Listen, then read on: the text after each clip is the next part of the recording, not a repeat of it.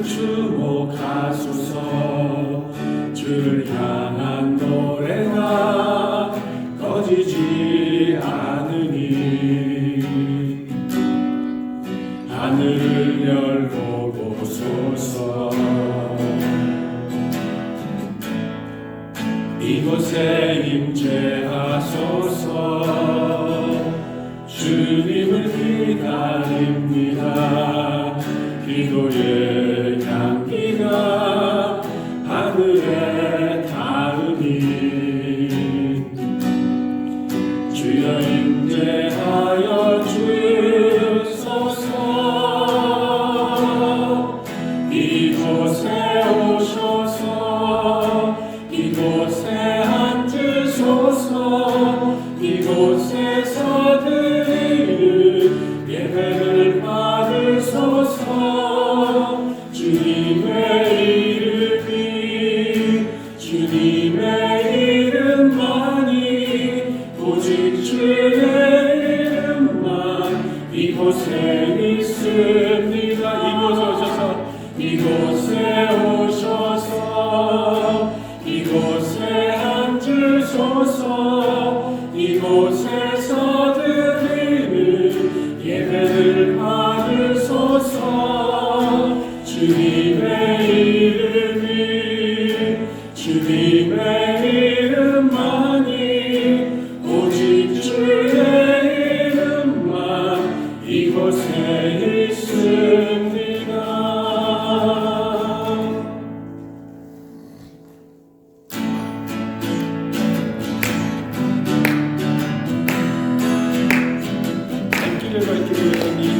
갈 길을 밝히 보이시니 주 앞에 빨리 나갑시다.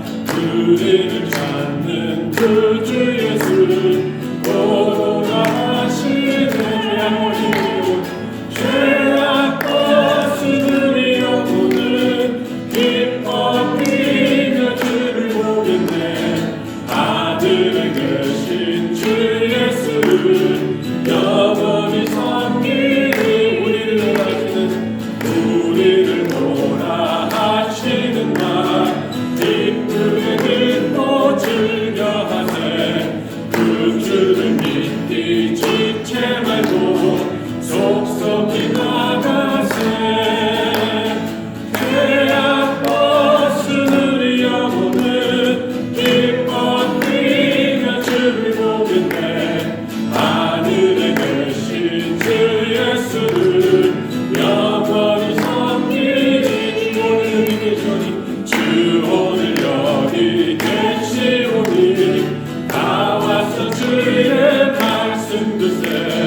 듣기도 하고 생각하니 잠이 치시로다. 죄악 벗으는 영혼은 기뻐 뛰며 주를 보겠네. 하늘에 계신 주 예수를 영원히 섬기는 죄악 벗으는 영혼은 기뻐 뛰며 주를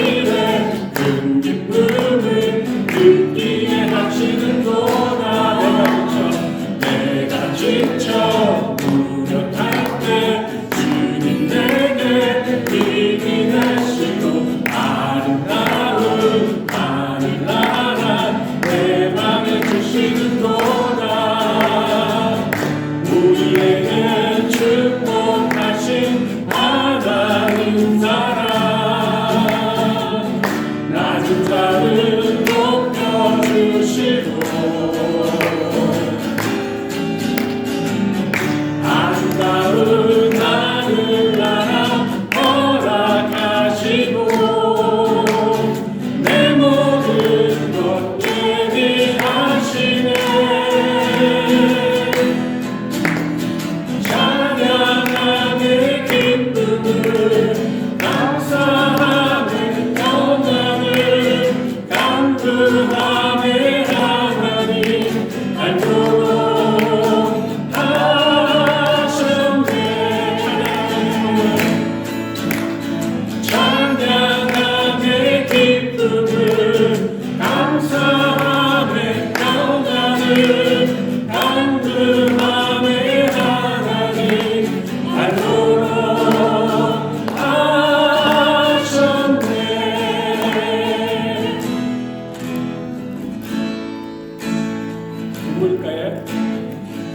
우물가의 여인처럼 난구했네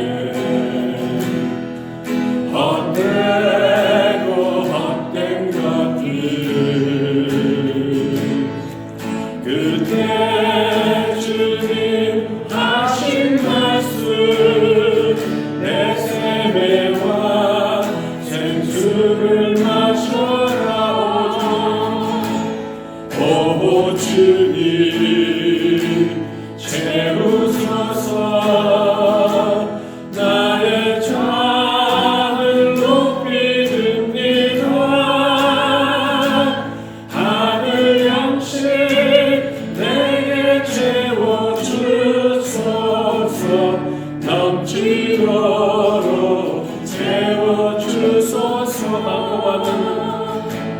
많고 많은 사람들이 찾았었네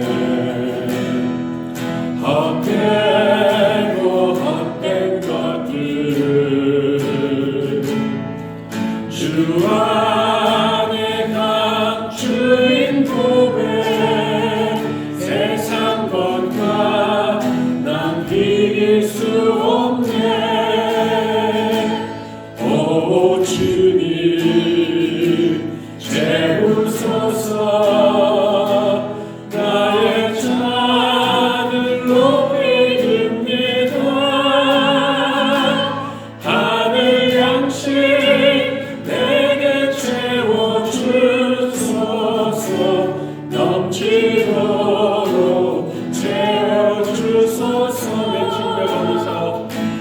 내 친구여 거기서 돌아오라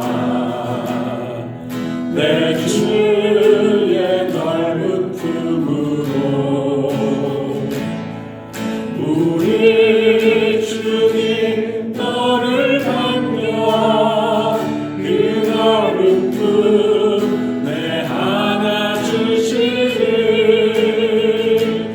오 주님 채우소서 나의 잔을 높이 듭니다 하늘 양식 내게 채워주소서 넘치도록 채워주소서 오 주님 채우소서 나의 잔을 높이 듭니다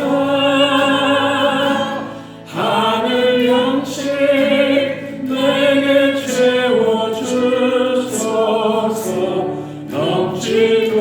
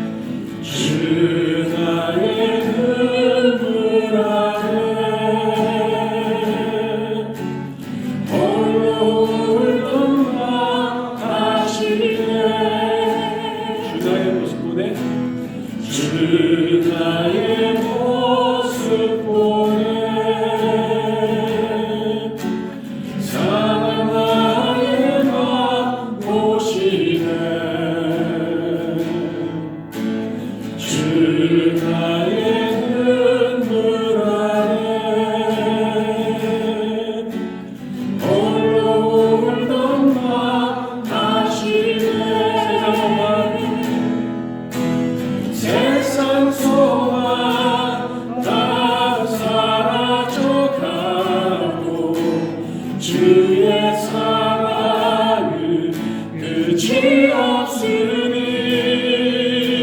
살아가는 이 모든 순간이 주의 힘을 나는 믿네.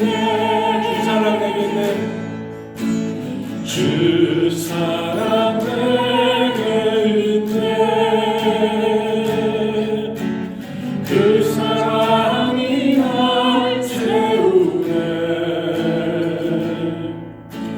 주 내게 있네. 그대로 날 채우네. 주 사랑 내게 있네. 그 사랑이 날 채우네. 주 내게 있네. 그대로 날 채우네. 세상 소망 다 사라져가고 주의 사랑은 끝이 없으니 살아가는 이 모든 순간이 주의 힘을 나는 믿네. 세상 소망 다 사라져가고 주의 사랑은 끝이 없으니 살아가는 이 모든 순간이 주의 힘을 나는 아는. 세상 소망 다 사라져가고 주의 사랑은 끝이 없으니 살아가는 이 모든 순간이 주의 힘을 나는 믿네.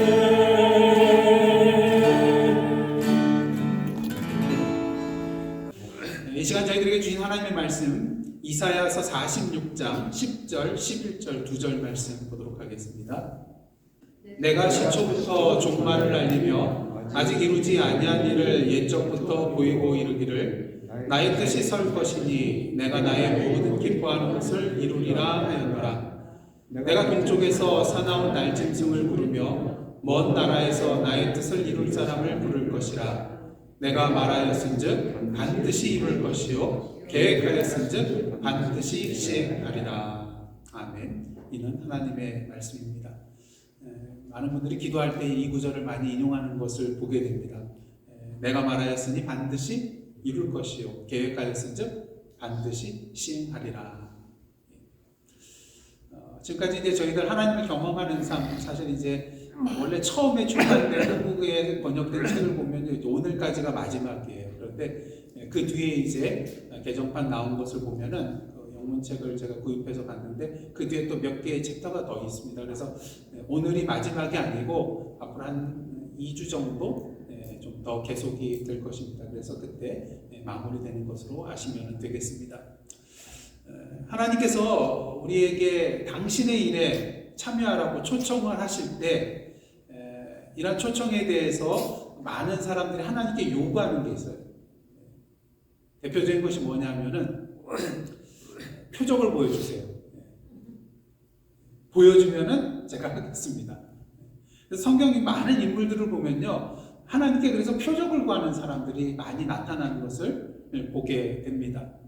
근데 이렇게 표적을 구하는 것은 본질적으로 이렇게 말하는 것과 같습니다.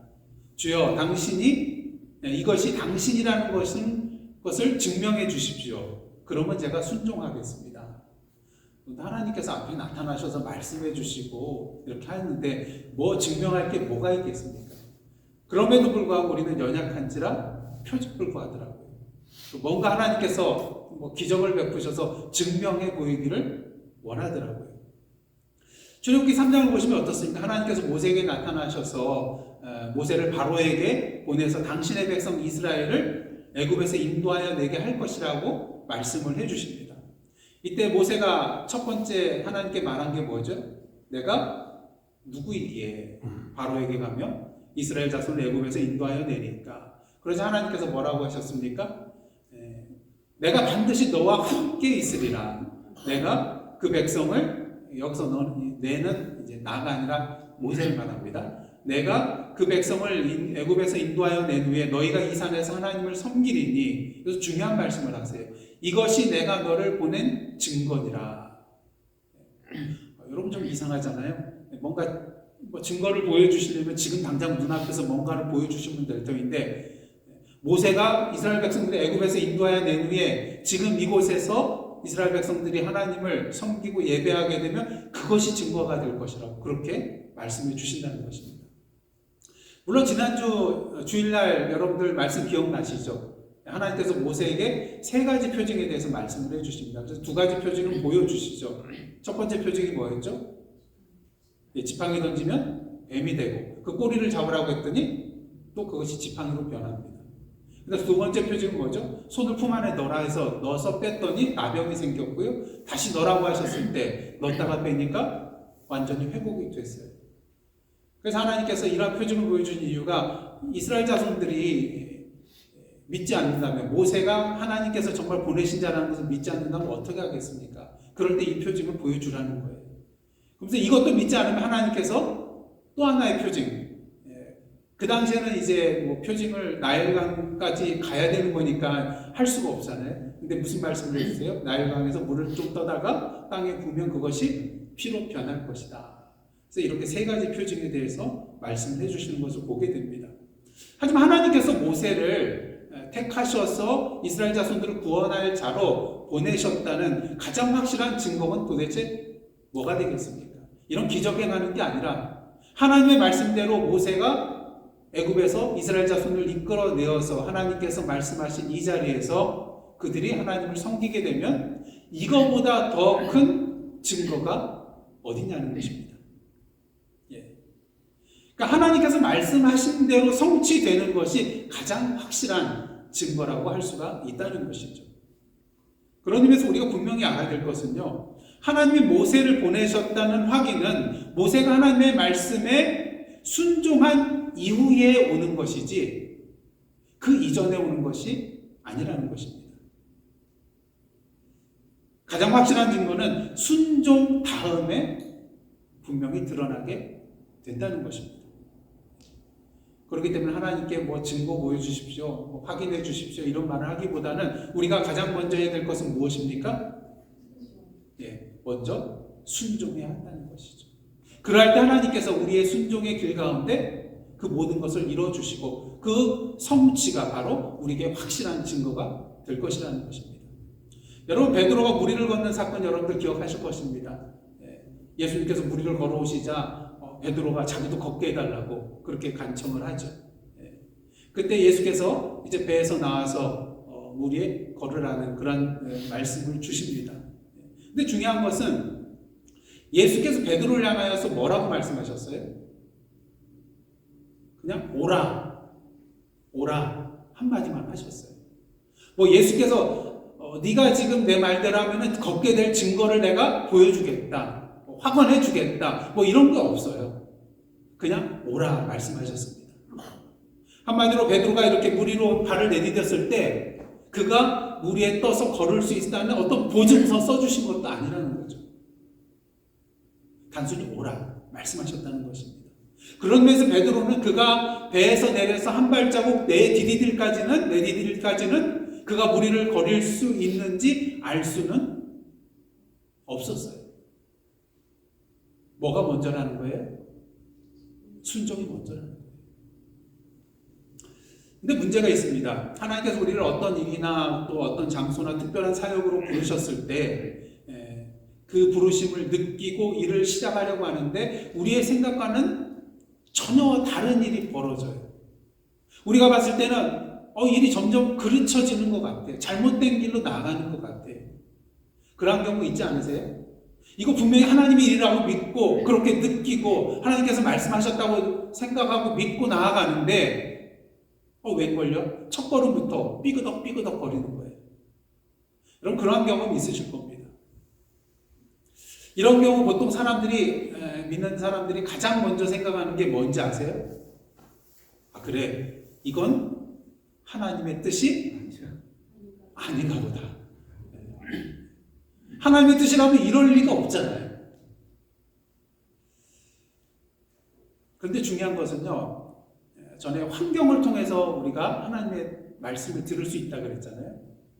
근데 중요한 것은 이 환경에 대해서 우리가 해석할 때 참으로 신중해야 한다는 것입니다. 어떤 일이 우리 인간적인 생각으로 정말 잘못된 길로 나가고 그릇된 길로 나가는 것처럼 보일 때에 우린 성급한 결론에 도달할 때가 많아요.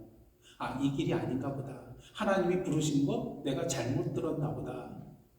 이렇게 성급한 판단을 할 때가 많다는 것입니다. 이런 성급한 판단의 기준이 뭐예요? 인간적인 나의 논리예요. 내 이성적인 판단이에요. 나의 인간적인 논리대로 한다면은 하나님이 정말 부르셨다면 이건 아니다. 논리적으로 봤을 때 이렇게 일이 진행되는 거 보면은 하나님의 뜻이 아니다. 누구의 논리요? 나의 논리로 그렇게 판단을 할 때가 많다는 것입니다. 물론 하나님께서 우리에게 이성을 선물로 주셔서 그런 논리적인 판단을 하도록 선물로 주셨습니다. 하지만 중요한 것은 하나님께서 정말 부르셨다면 그 모든 진행되는 일들이 논리적으로 이상한 방향으로 나아간다 할지라도 거기에 대해서 우리 인간적인 판단으로 섣불리 이 길이 아니다 라고 결론 지어서는 안 된다는 것입니다.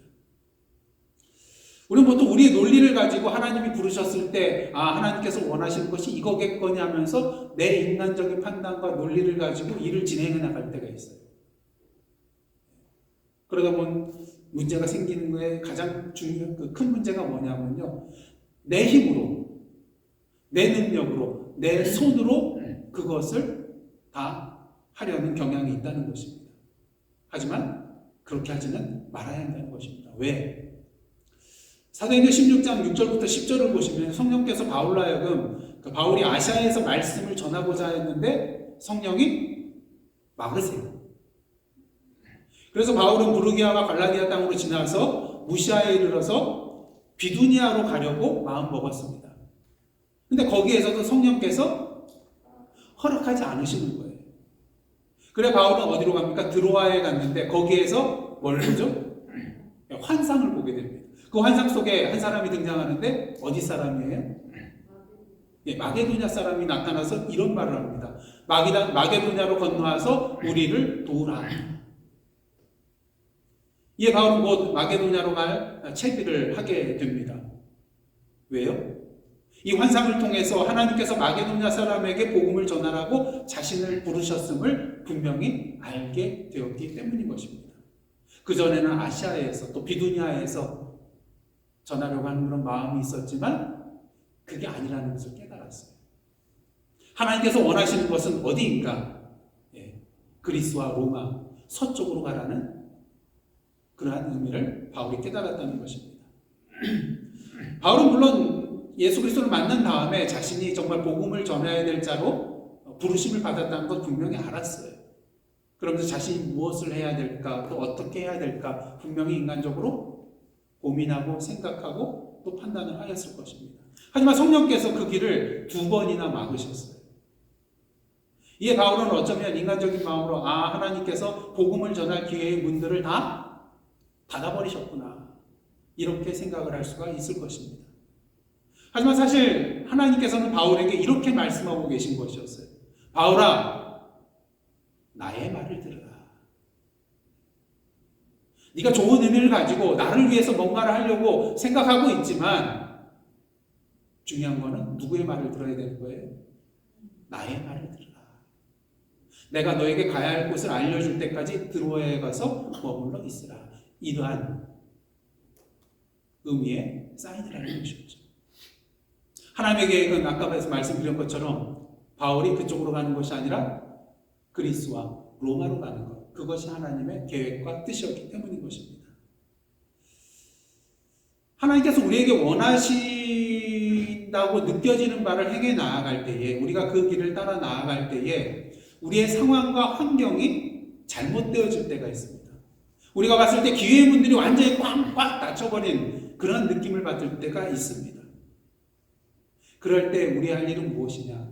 아, 하나님이 닫으셨구나. 하나님의 뜻이 아니구나. 이렇게 판단하기보다는 다시 주님께로 돌아가서 하나님께서 우리를 부르실 때에, 우리로 하여금 느끼게 하셨을 때 그 말씀이 무엇이었는가 다시 한번 확인할 필요가 있다는 것입니다.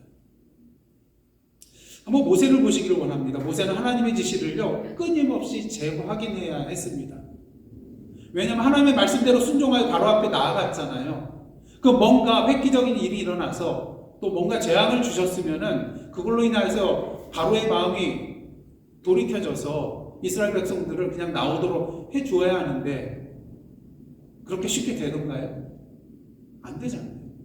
하나님의 말씀대로 순종해서 바로왕 앞에 나아갔지만 오히려 바로왕의 마음이 더욱더 완악해지는 것을 경험하게 되거든요. 한두 번도 아니죠. 어쩌면 우리 같았으면 포기했을지도 모르겠어요. 첫 번째 재앙, 두 번째 재앙, 세 번째 재앙, 네 번째 재앙, 다섯 번째.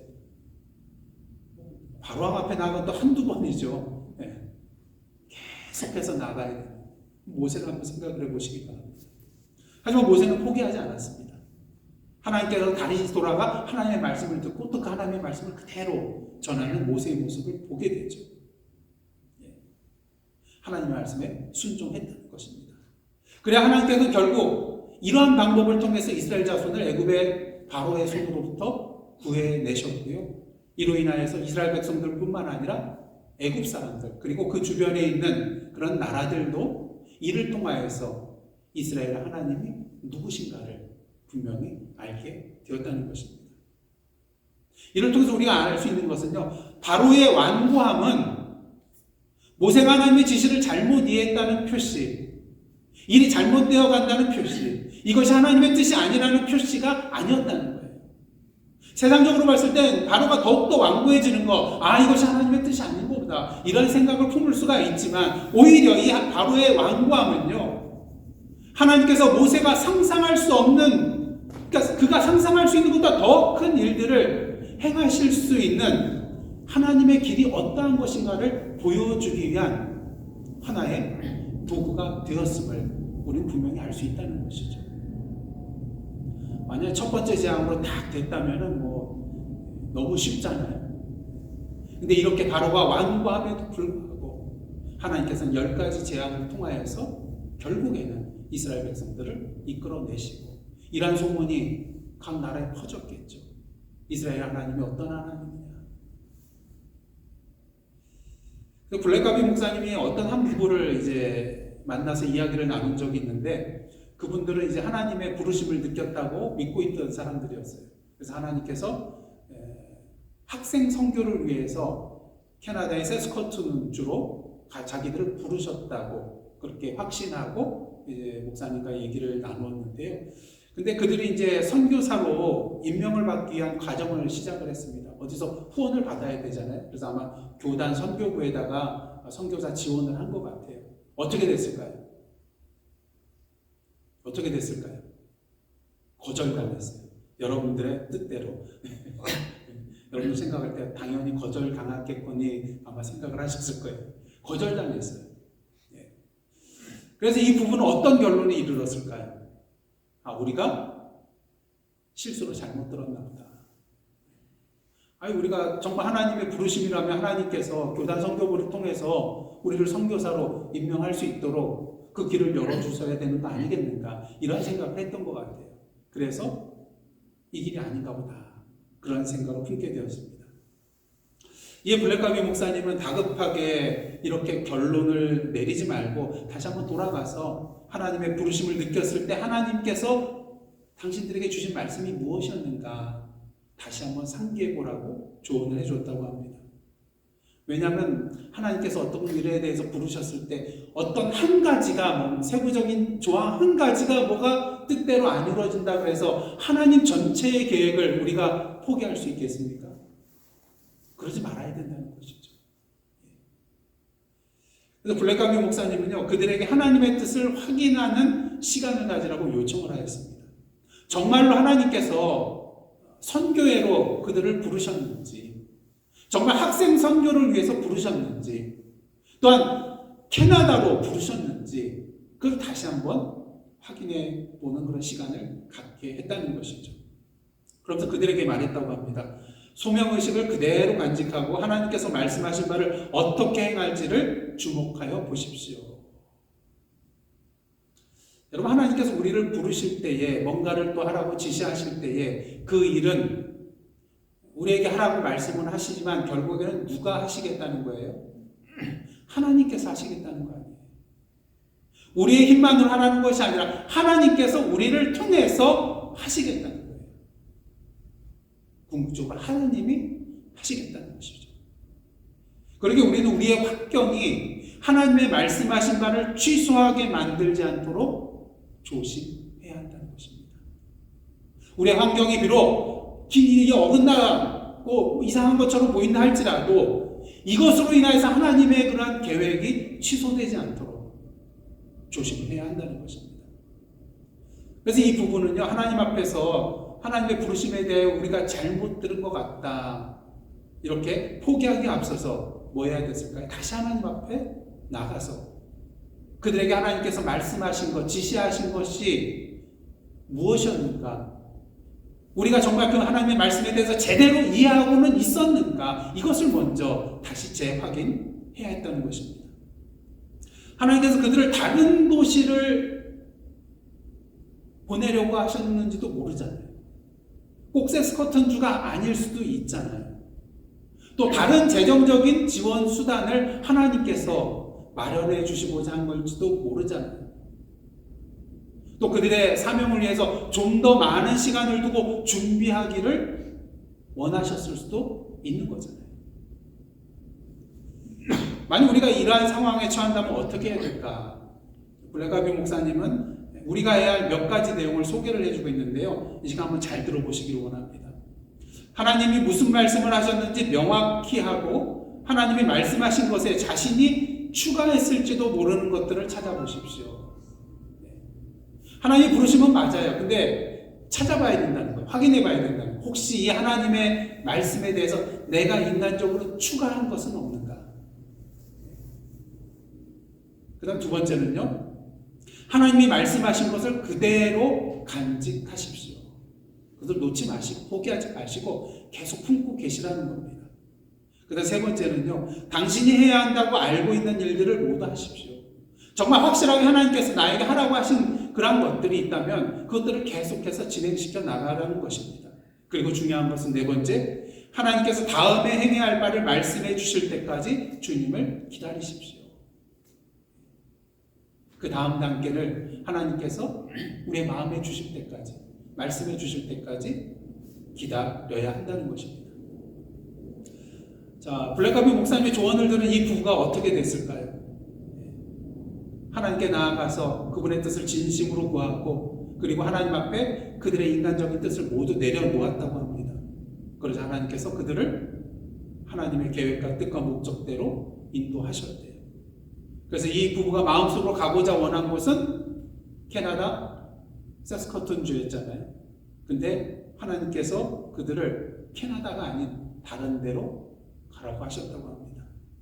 그래서 그들은 하나님께서 인도하신 곳으로 가서 순종하였고, 또 하나님께서 그들을 통하여서 하나님의 큰 역사를 그곳에서 이루어 주셨다고 합니다. 근데 놀라운 것은 하나님께서 그들의 사역의 결과로서 여러 해 동안, 이 사역의 결과로서 여러 해 동안 캐나다에 지대한 공헌을 하게 해주셨다는 거예요. 그 어떻게 보면 캐나다라고 믿었던 그들의 마음, 그것도 한편으로는 맞는 그런 하나님의 말씀이었다고 할 수가 있을 것입니다. 우리가 그리스도인으로 살아갈 때에 뭔가 잘못되어 간다는 그런 느낌을 받을 때가 있고요. 또 문이 닫혔다는 그런 생각을 품게 될 때가 분명히 있을 것입니다. 중요한 것은 이러할 때, 물론 그것이 나의 인간적인 부분으로 인해서 잘못된 것일 수도 있지만 성급하게 판단하지는 말라는 것입니다.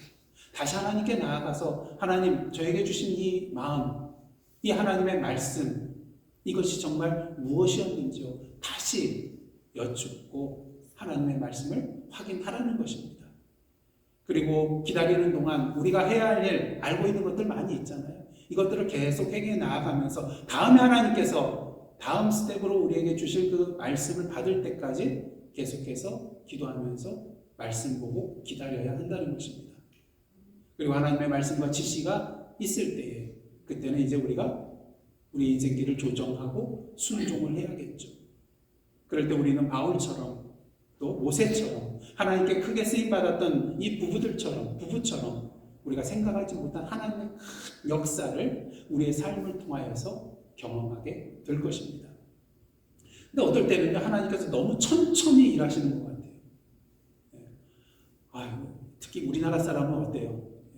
바쁘잖아요. 그냥 빨리빨리 해야 되는데 하나님이 어떻게 뭐 하라고 하셨으면서 뭔가를 보여주시고 빨리 진행시켜 주셔야 되는데 이거 만만디예요. 너무 천천히 하나님께서 행하시는 것 같아요. 근데 이유를 보면요, 여러 가지 이유가 있겠지만 가장 대표적인 이유 중에 하나는요, 그 원인이 하나님께 있기보다는 누구에게 있어요? 우리 자신에게 있을 때가 많다는 것입니다. 예수께서 3년여 동안 제자들과 함께 하신 후에 제자들에게 이런 말씀을 주셨어요. 한번 찾아보십시오. 요한복음 16장 12절 13절입니다. 요한복음 16장 12절 13절 한번 찾아보시기로 합니다.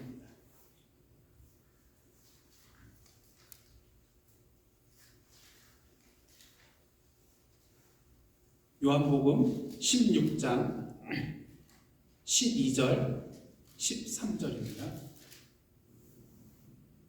다 함께 한 목소리로 합독하시겠습니다.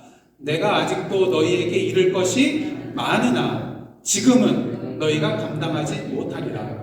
그러나 진리의 성령이 오시면 그가 너희를 모든 진리 가운데로 인도하시리니 그가 스스로 말하지 않고 오직 들은 것을 말하며 장래일을 너희에게 알리시리라. 예수께서 뭐라고 그러셨어요? 내가 이를 것이 많다. 하지만 지금은 너희가 뭐하지 못한다고요? 감당하지 못하리라. 무엇을 말하는 것입니까? 예수께서는 더 많은 것을 알려주기를 원하셨어요. 하지만 제자들이 그것을 받을 만한 준비가 되어 있지 않았다는 것입니다. 물론 예수께서는 성령께서 하나님의 시간표에 따라서 제자들을 인도해 주실 것을 분명히 알고 계셔서 13절에 그런 말씀을 주신 것입니다. 우리가 하나님에게 나아가서 이러한 기도를 드릴 때가 있어요. 하나님, 서둘러서 저를 좀 더 성숙하게 해주십시오. 신앙이 척척척 자라나게 해주십시오. 그러면 좋겠습니다. 그리고 또 하나님 앞에 또 나가서 이런 말할 때가 있죠. 좀 이제 새로운 사명을 한번 주시면 어떨까요? 좀 더 큰 사명을, 세상 사람들이 놀랄 만한 큰 사명을 저에게 한번 좀 주시면 좋겠습니다. 이렇게 요구할 때도 있습니다. 근데 이러한 말을 하나님께 아뢰기 앞서서 우리가 먼저 생각해야 될 것이 뭐냐? 그것들을 위한 준비가 되어 있는가? 하나님께 요구하고 있는 그것들을 내가 받을 만한 준비가 지금 되어 있는가? 이거를 먼저 돌아봐야 한다는 것입니다. 여러분, 덧셈을 할 줄 모르는 사람이 뭐 미분, 적분 문제 풀 수 있겠어요? 1000m 달리기도 호흡이 가빠가지고 못 달리는 사람이 40.19 마라톤 완주를 할 수 있겠습니까? 그렇지 못하다는 것이죠. 그리고 하나님께서는 뭐 강권적인 역사하심을 통해서 우리로 하여금 갑자기 뭔가 자라나게 하시고 뭔가 사역을 감당할 수 있도록 해주실 수 있는 분이지만 보통 보면 어때요? 오늘도 우리가 순종하면서 한 걸음 한 걸음 나아갈 때 하나님께서 당신의 진리 안에서 우리를 한 걸음씩 한 걸음씩 인도해 주시는 것을 분명히 보게 된다는 것입니다. 그래서 블랙가비 목사님은요, 만약 우리가 하나님께서 우리의 삶 가운데 일하시는 것이 느리다고 느껴진다면 이러한 질문을 스스로에게 던져보라고 말하고 있습니다. 4가지 질문인데 한번 잘 들어보십시오. 나는 지금 하나님이 나에게 행하라고 인도하시는 모든 것에 응답하고 있는가? 그것에 대해서 응답하지 못하면서 하나님 느립니다. 말이 안 되잖아요. 두 번째 질문은요. 나는 이미 하나님의 뜻임을 알고 있는 모든 것에 순종했는가? 세 번째, 나는 하나님이 나를 사랑하시고 항상 나의 삶에 최선의 것을 행하실 것이라는 것을 정말로 믿고 있는가? 만약 하나님께서 나에게 최선이라는 길로 인도해 줄 것을 믿는다면 하나님 너무 느려요. 이런 말 하지 않겠죠. 지금이 최선이니까. 네 번째는요. 나는 기꺼이 하나님의 때를 인내함으로 기다리며 그러한 가운데 내가 해야 할 것이라고 알고 있는 모든 것들에 대하여 순종하며 행할 것인가. 지금 주어진 것들에 대해서 기다리면서 행해야 될 것을 행해 나가라는 것이죠. 하나님 앞에서 언제까지 이 일만 하게 해주실 거예요? 조금 더 큰 거 한번 주십시오. 이런 마음 품지 말라는 것입니다. 만약 하나님께서 지금 이 일을 하라고 하시면 이 일 계속해 나가면서 하나님께서 다음에 주실 것들을 기대하면서 기다리셔야 된다는 것이죠. 여러분 오늘 이따 그냥 사그러질 들풀 보십시오. 이 들풀이 커다란 성장하는데 긴 시간 필요합니까? 필요 없어요. 그런 긴 시간 필요 없습니다.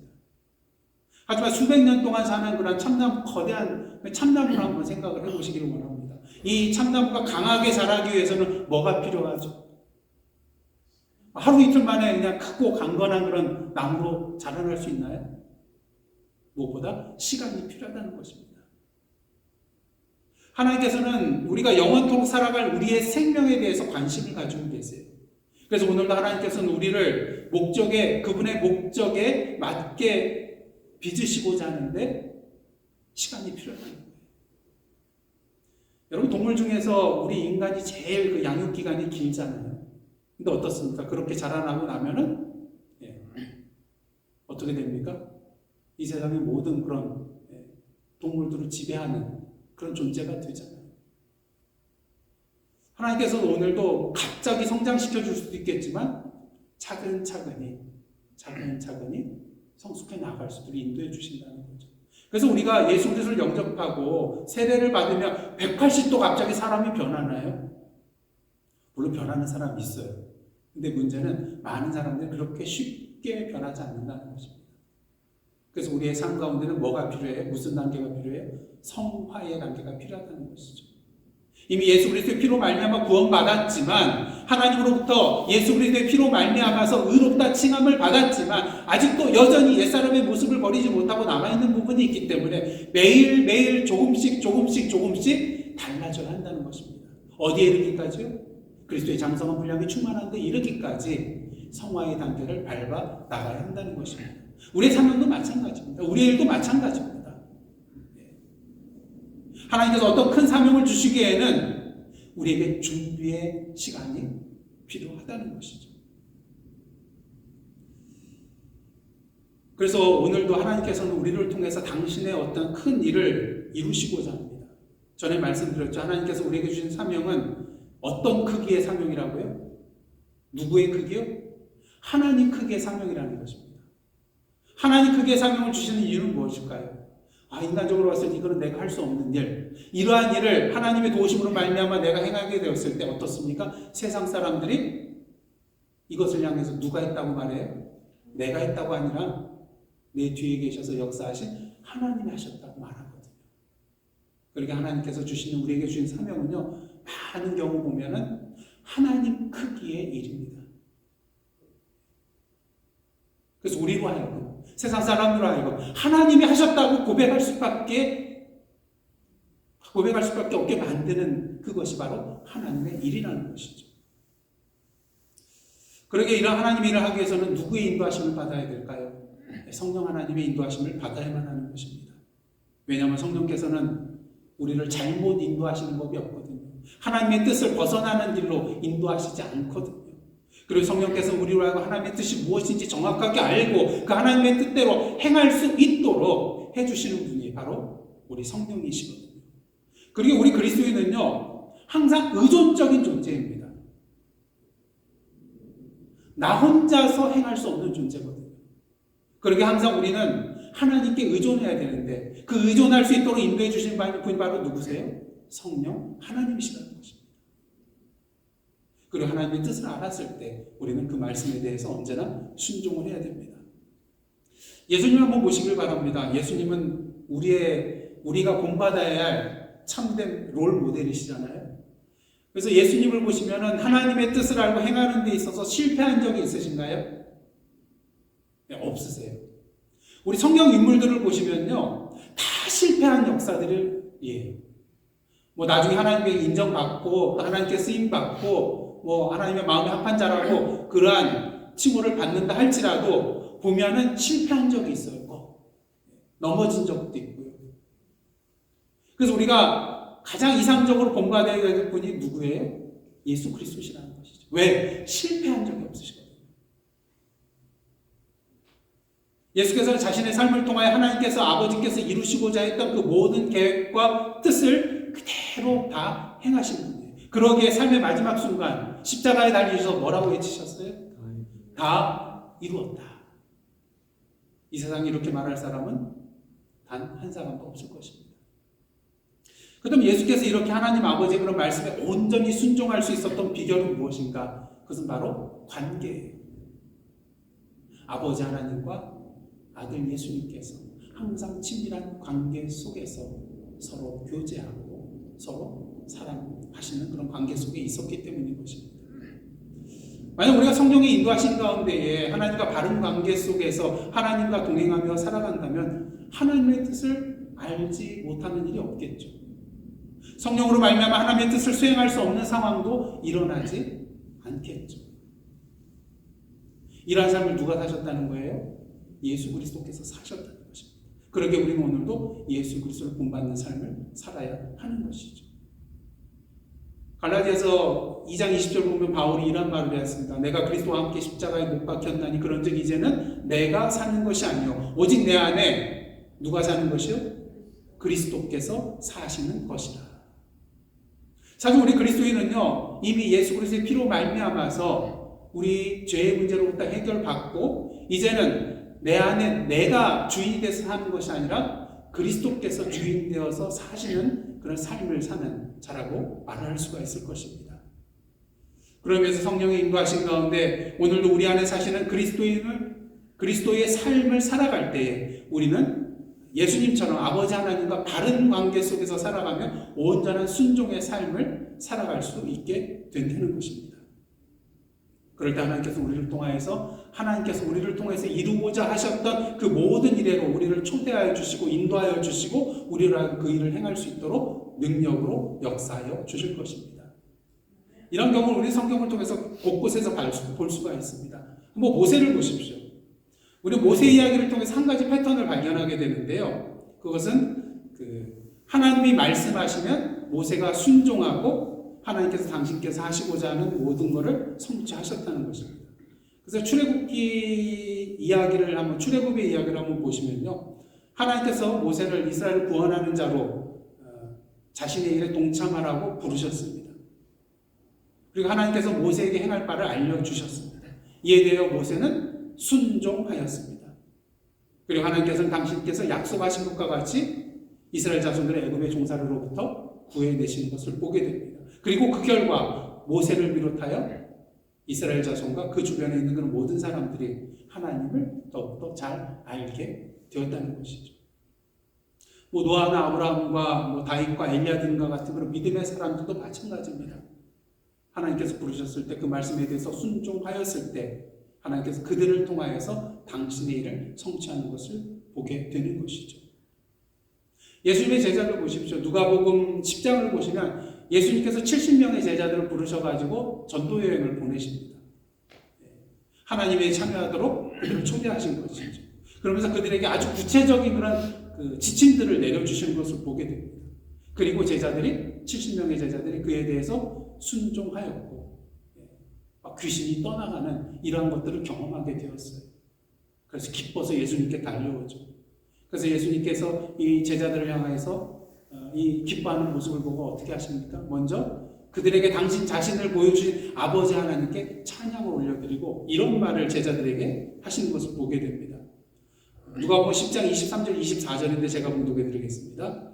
제자들을 돌아보시며 조용히 이르시되 너희가 보는 것을 보는 눈은 복이 있도다. 뭐가 있다고요? 복이 있도다. 어떤 복이냐면요. 24절 보시면 내가 너희에게 말하노니 많은 선지자와 임금이 너희가 보는 바를 보고자 하였으되 보지 못하였으며 너희가 듣는 바를 듣고자 하였으되 듣지 못하였느니라. 이게 왜 복이 되냐면요. 많은 사람들이 듣고 보기를 원했지만 듣지도 못하고 보지도 못한 것들을 이들이 경험을 하게 됐거든요. 이들은 직접 자신의 눈으로 보았고요. 들었거든요. 그러기에 이것이 크나큰 복이라는 것입니다. 중요한 것은 이러한 복을 누구도 누릴 수 있다는 것입니까? 저희들도 누릴 수 있다는 거예요. 하나님 크기의 그 엄청난 일을 하나님께서 우리를 통해 이루어 주시는 것을 볼 때에 이 제자들이 누렸던 복 또한 우리가 누리게 될 수 있다는 것입니다. 이것이 바로 하나님을 경험하여 아는 복이라고 할 수가 있다는 것입니다. 근데 이것이 끝이 아니에요. 앞에서도 말씀드렸다시피 우리가 하나님을 경험하는 것을 다른 사람들이 보게 될 때 그들의 마음속에 어떤 마음이 들겠어요? 나도 저 사람이 경험하는 걸 한번 좀 경험해보고 싶다. 어떻게 하면 될까? 이러한 마음이 그들 마음속에 들게 된다는 것입니다.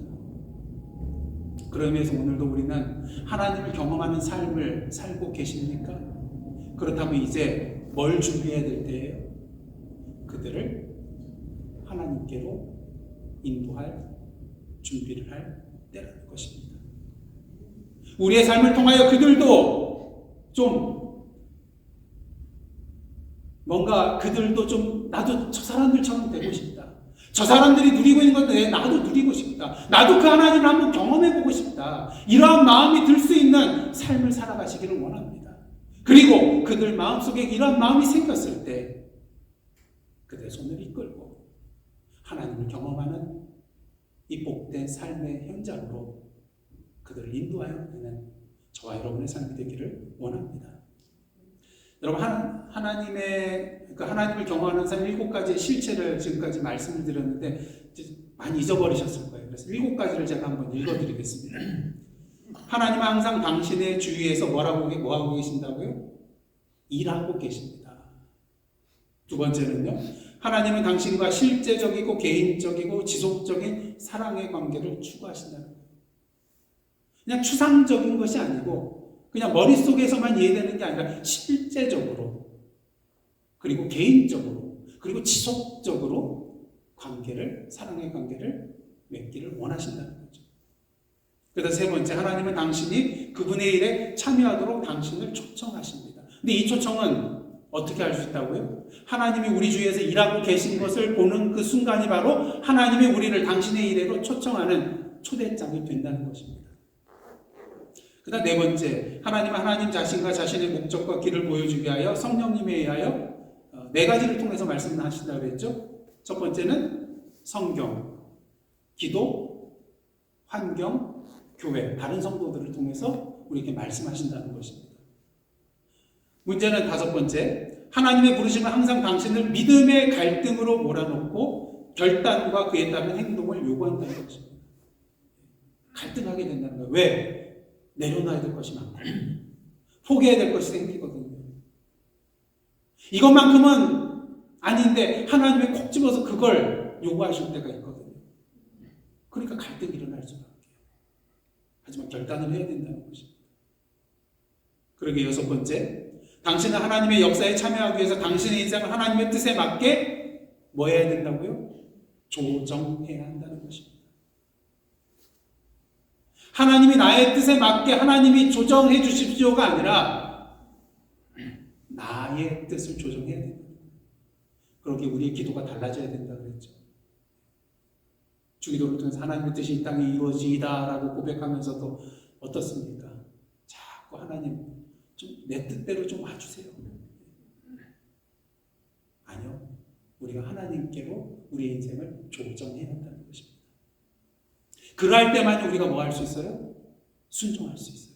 그래서 7번째 마지막은 당신이 하나님께 순종하고 하나님이 당신을 통해서 그분의 일을 성취하심으로 말미암아 당신은 무엇으로 하나님을 알게 된다고요? 이제 경험으로 하나님을 알게 됩니다. 바라기는 하나님에 대한 우리의 고백이 우리 경험적인 삶에서 나오기를 원합니다. 그냥 단순히 아버지 하나님, 하늘에 계신 우리 아버지요, 습관적인 하나님을 향한 부르심이 아니라 오늘도 나에게 경험이 되어져서 알게 된 그 하나님. 치유받으셨어요? 그러면 치유의 하나님. 외로울 때 친구가 되어주셨어요? 친구 되신 하나님. 아버지의 빈자리, 어머니의 빈자리를 채워주셨나요? 나의 아버지 하나님, 어머니 하나님. 오늘도 외로울 때 나로 하여금 손잡아 주시고 부둥켜 안아 주시고 위로해 주시는 위로의 하나님. 이제는 하나님에 대한 우리의 고백이 달라지기를 원합니다. 배워서 아는 그 하나님이 아니라, 그냥 지식적으로 아는 하나님이 아니라, 그 추상적인 하나님이 아니라 오늘도 나의 삶을 통하여서 경험되어진 그 하나님을 고백하며 나아가는 저와 여러분의 삶이 되기를 원합니다. 그래 오늘도 이 7가지 실체를 우리의 삶을 통하여 경험함으로써 하나님을 지식적으로만 머리로만 아는 것이 아니라 우리의 삶 가운데 경험함으로써 그 하나님을 제대로 알고 고백하며 따라 나아가는 저와 여러분의 삶이 되기를 원합니다. 그리고 한 걸음 더 나아가서 이 경험되어진 그 하나님을 이 세상에 우리의 삶으로 증거하며 선포하는 저와 여러분의 복된 삶이 되시기를 주님의 이름으로 축복합니다. 기도하시겠습니다.